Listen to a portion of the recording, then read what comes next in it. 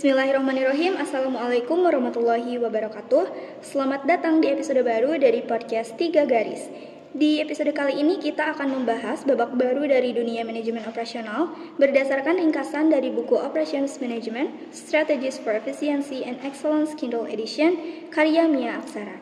Kawan-kawan mahasiswa, bersama saya Yuyun Yunisa sebagai moderator dari kelompok 6 Adidas. Di sini saya tidak sendiri, saya bersama teman yang akan menemani saya memandu podcast kali ini. Silahkan perkenalkan, Kak. Perkenalkan, saya Diki Andika sebagai moderator. Sebelum menuju pembahasan, di sini sudah hadir narasumber-narasumber kami yang akan membahas materi bersama. Sebelumnya, mari kita perkenalkan narasumber yang hadir pada podcast kali ini. Yang pertama ada Kak Daksa, silakan Kak. Ya, terima kasih Kak Yuyun dan Kak Diki sudah mengundang saya pada podcast kali ini. Halo semuanya, perkenalkan nama saya Daksa Raman Kusuma. Kalian bisa panggil saya Daksa dari kelompok Adidas, dan di sini saya sebagai narasumber. Oke Kak Daksa, terima kasih sudah memperkenalkan diri. Kita masih punya satu lagi narasumber loh. Di sini ada Kak Yusuf. Ayo Kak, boleh perkenalkan terlebih dahulu.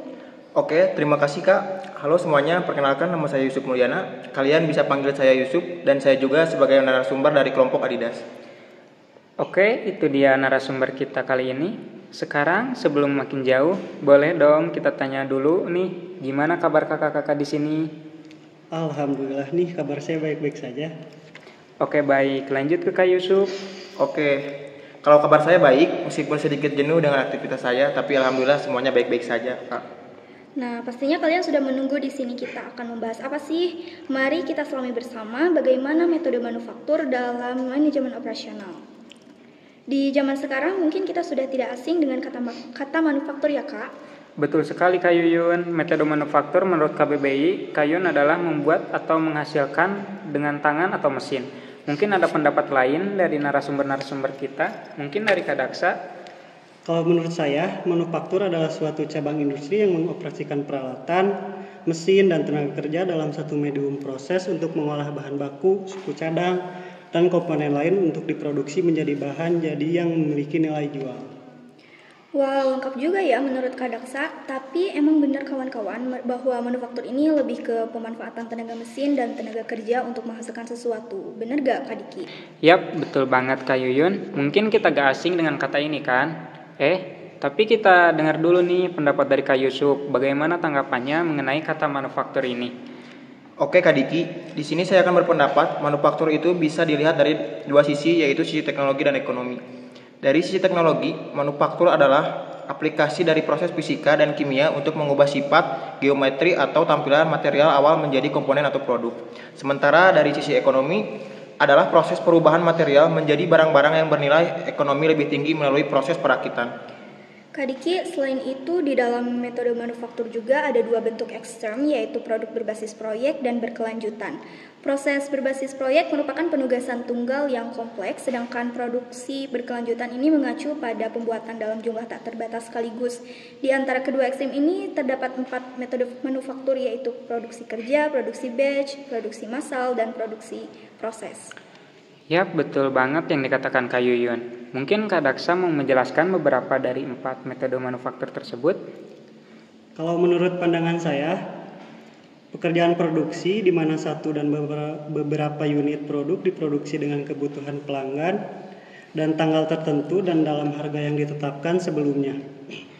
Ciri-ciri produksi kecil, aliran material terputus-putus, waktu siklus manufaktur yang tidak proporsional, tenaga kerja yang keterampilan tinggi, pengawasan berpengetahuan tinggi dan berkompeten, dan terbatasnya fungsi perencanaan dan pengendalian produksi. Kemudian produksi batch itu sendiri, di mana jumlah tiap jenis produk dibatasi diizinkan untuk diproduksi pada suatu waktu. Ciri-cirinya jangka pendek, tenaga kerja terampil dalam bidang tertentu, supervisor memiliki pengetahuan tentang proses tertentu, rentang kendali yang terbatas, mesin serbaguna dan jenis tata letak proses, dan penanganan material secara manual. Jadi Kayun mungkin kalau produksi kerja ini lebih ke seperti usaha cetak undangan ya, yang diproduksi sesuai dengan kebutuhan pelanggan.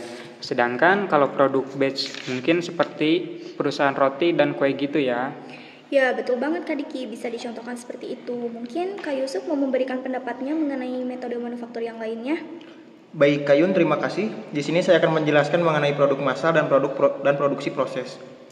Produksi massal dan aliran, di mana proses produksi dilakukan pada suatu mesin atau pada beberapa mesin, diatur menurut urutan operasi dan beberapa jumlah produk diproduksi pada satu waktu dan disimpan di gudang menunggu penjualan. Ciri-cirinya yaitu, yang pertama, aliran material terus-menerus, kemudian mesin tujuan khusus dan tata letak jenis produk, kemudian penanganan material secara mekanis, kemudian tenaga kerja berketerampilan rendah, kemudian waktu siklus yang pendek, kemudian pengawasan yang mudah, dan yang terakhir, fleksibilitas yang lebih rendah dalam jadwal produksi.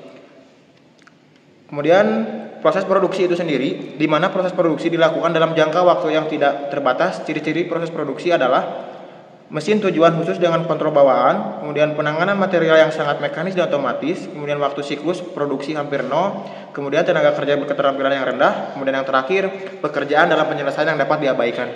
Oke, terima kasih Kak Yusuf. Jadi mungkin bisa dicontohkan juga kalau produksi massal itu seperti usaha otomotif, bisa seperti PT Astra Daihatsu, sedangkan kalau produksi proses mungkin lebih seperti pabrik tahu atau pengrajin batik ya Kak Diki.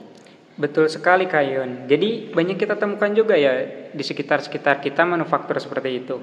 Selain itu juga Kayun, ada beberapa faktor yang mempengaruhi pemilihan metode produksi yang meliputi volume, variasi, kapasitas, fleksibilitas, efisiensi, dan lingkungan.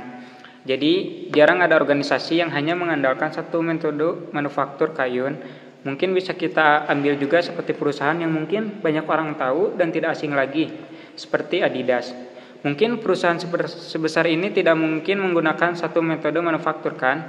Mungkin kakak-kakak narasumber ada yang mengetahui strategi manufaktur yang digunakan oleh perusahaan Adidas? Ya, saya pernah baca di suatu website di mana Adidas itu menggunakan manufaktur aditif. Hal ini akan mengurangi biaya produksi di seluruh rantai pasokan. Pengurangan biaya berasal dari penghapusan cetakan baja mahal yang digunakan dalam produksi sepatu kets tradisional. Di sisi distribusi, manufaktur aditif memungkinkan pendekatan pengiriman yang lebih teralokasi. Adidas saat ini memproduksi sebagian besar sepatunya di Asia. Sedangkan lini Future Crep 4D-nya dapat diproduksi lebih dekat ke titik penggunaan karena biaya tetap produksi 3D yang relatif lebih rendah. Izin menambahkan Kak, selain itu juga dalam jangka pendek, Adidas berencana meningkatkan bandwidth-nya untuk memproduksi sepatu kets Future Crep 4D dengan volume yang lebih tinggi. Untuk jangka panjang, Adidas berencana menggunakan solusi pencetakan 3D untuk menghasilkan sepatu Future Crep yang disesuaikan berdasarkan kebutuhan fisiologis dan kinerja individu. Wih, lengkap banget ya yang dikatakan oleh kedua narasumber kita hari ini. Ternyata betul bahwa perusahaan itu tidak ada yang menggunakan satu metode manufaktur ya Kak Diki. Yaps, betul sekali Kayun. Sepertinya sudah selesai nih ya kita berbincang-bincang mengenai metode manufaktur ini. Jadi banyak sekali macam-macam manufaktur di sekitaran kita. Kak Diki, sepertinya para narasumber kita sudah pada lapar nih. Betul banget Kak, udah lapar nih. Iya Kak, cacing di perut udah pada demo ini. Kalau begitu kita tutup podcast ini saja ya teman-teman. Oke, langsung saja kita tutup podcastnya. Yuk Kak Diki. Oke, siap Kayun. Nah, kalian semua bagaimana pendapatnya nih mengenai metode manufaktur ini? Langsung saja komen di bawah ini. Kalau begitu kami tutup acara ini. Jangan lupa tetap jaga kesehatan kalian ya. Yaps, tetap jaga kesehatan ya teman-teman. Kami pamit dari kelompok 6. Wabillahi taufiq wal hidayah. Wassalamualaikum warahmatullahi wabarakatuh. Audio Jungle.